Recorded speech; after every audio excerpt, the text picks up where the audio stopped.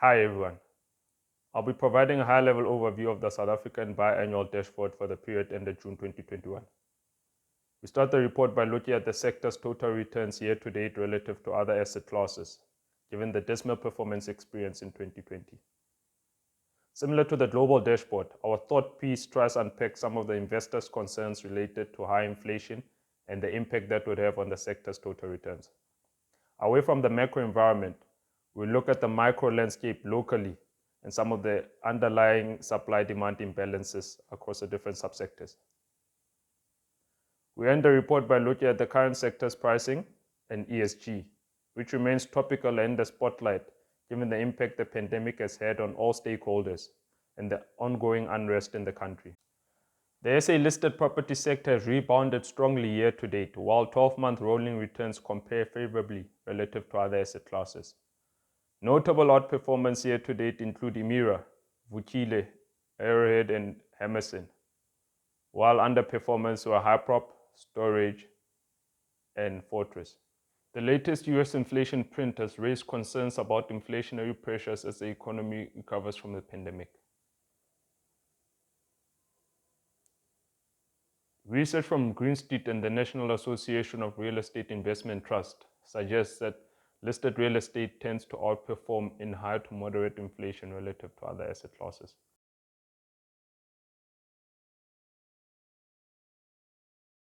Locally, SA annual inflation climbed above the 4.5% midpoint of the sub-monetary policy target range, accelerating to 5.2% in May. There are two major periods of high inflation in our sample, where SA-listed property outperformed the ALSI. During 1995 to 2002, inflation averaged 7.1%, with SA-listed property total returns outperforming other asset classes, borrowing bonds. Between 2007 and 2010, SA-listed property total returns outperformed all asset classes by an average of 6.5%, with total returns of 15.6%. While past returns are no guarantee of future performance, the sector has proven to be resilient through separate periods of high inflation. While REIT earnings have traditionally had a high correlation to inflation, this relationship is likely to break down due to the impact of COVID on earnings.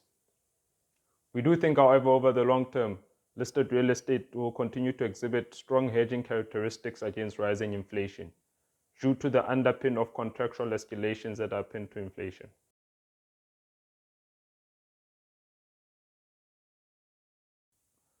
The COVID pandemic and the ongoing unrest in some parts of the country has emphasized the importance of embedding ESG considerations in overall business strategy.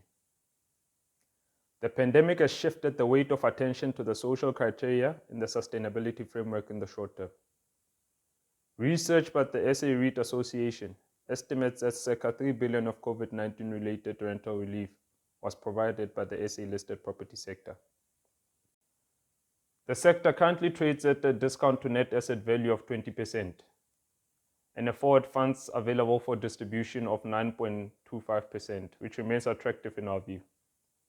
We expect the sector to deliver annualized total returns of between 12 to 14% over the long term. Encouraging is the improved LTVs across the sector to circa 37%. This reduction can be attributed to the reduction of payout ratios, equity issuances in the period, and disposals by some companies. Thank you for listening and stay safe.